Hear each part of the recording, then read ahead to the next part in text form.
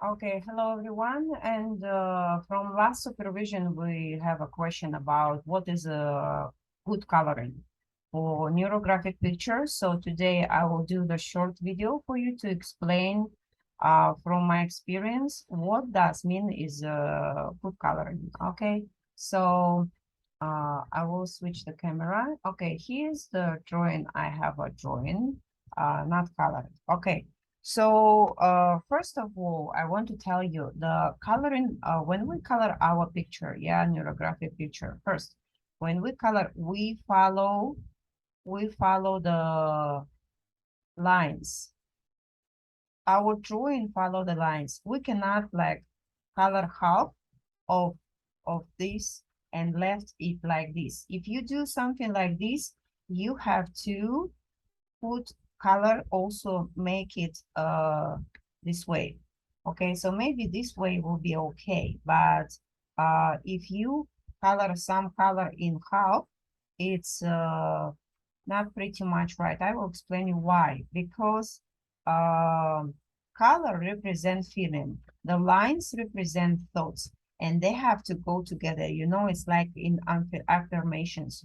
When we put emotions and thinking and speaking all together, and the feeling and imagination, achieving something is can work greatly.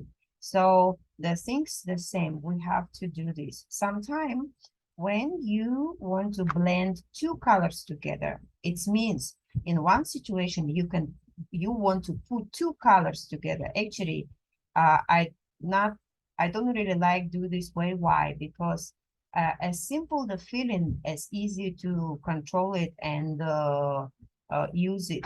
I mean, not to let the emotion use you and control you. It's you have to control emotion and the feelings. So if you would like to mix two colors together, they have to be first very close to each other. For example, blue and green, yeah.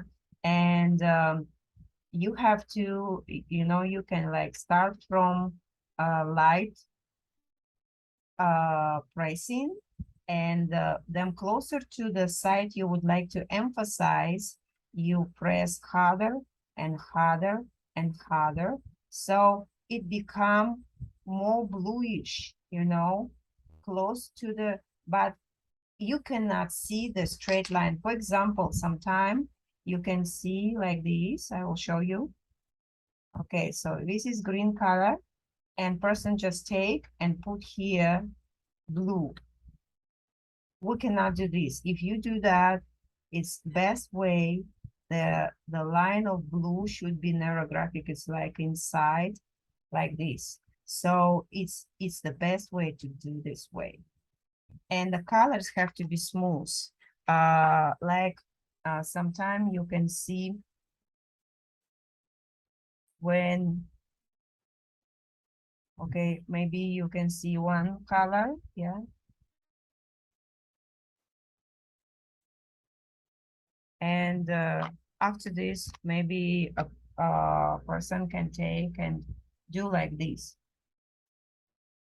This is not so right. Why? Because it has strokes you can see, and they are sharp, each one of them. And we have to try to combine the colors well together. If you want to aid these, you have to, again, lightly press, and to one corner maybe harder, harder, and harder. So it will make color smooth, and the color will mix well.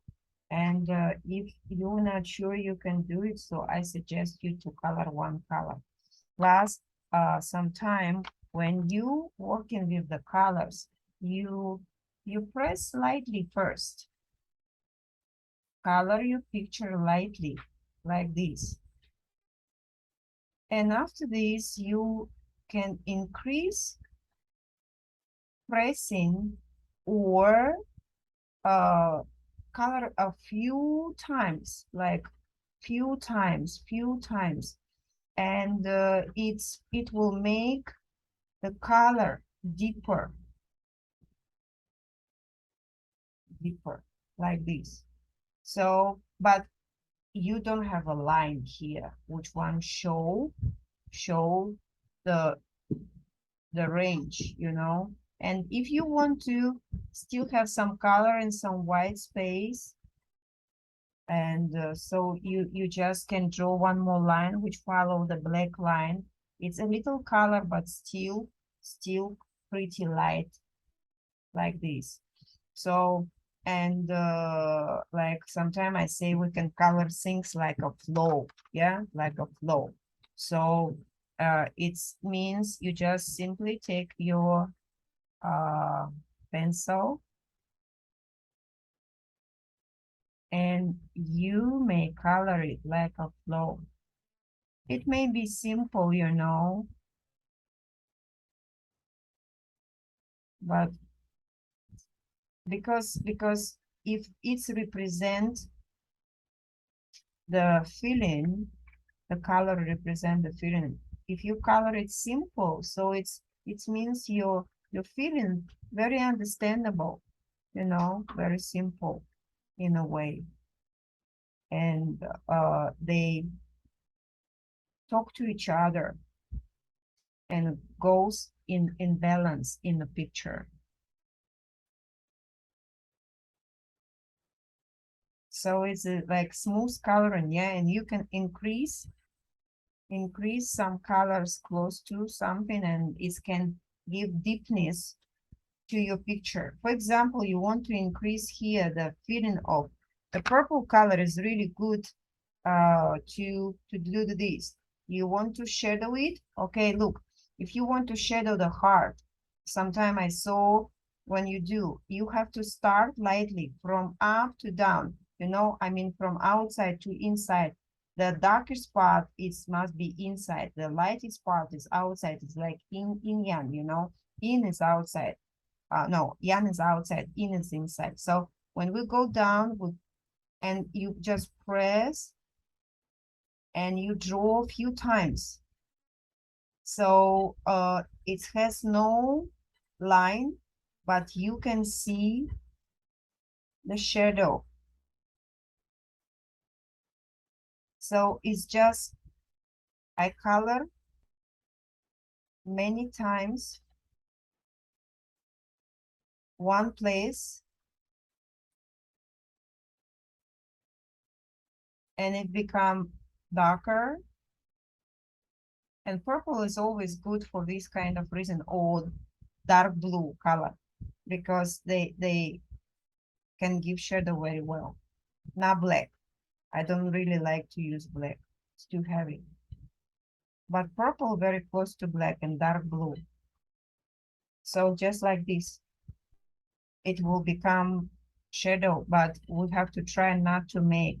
But anyway, for example, if it's happened, okay, you draw it like this and it has a line, yeah, like line, like this. You draw like this. So what can you do? You can round it, the color into the drawing. It's what you can do. Okay, like this. And in my supervision, I mentioned about that you can install, like let your field lines to go into the picture. What it means. For example, this is the field line, okay? Always the field line have to be a little bit thicker than the original line of your picture. So what we do, we have to integrate. So we make these lines. Of course, we round the corners, but we install them into the picture. You can make some lines, not everything. Yeah, some lines thicker, like it goes into the picture. So it's connect, you know, like some kind of spreading. not just the lines lying on the picture and suppressing. So it's just like this. Not everything, yeah, and of course around the corners. So the lines can go together, and you can add some lines on the way when you feel one. So it's not like, oh, you finish your drawing and so we don't add anything else. No, you can feel if you want to add something else, yeah. So it's just like this. And we have to integrate our field lines into the picture.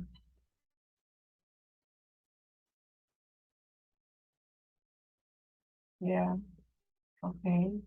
And it's actually what I want to speak about the color and about the uh, integration of field lines into the picture. Yeah. Okay, so this is it. Okay, thank you everyone. I hope it was helpful for you. Goodbye. See you next time. Bye bye.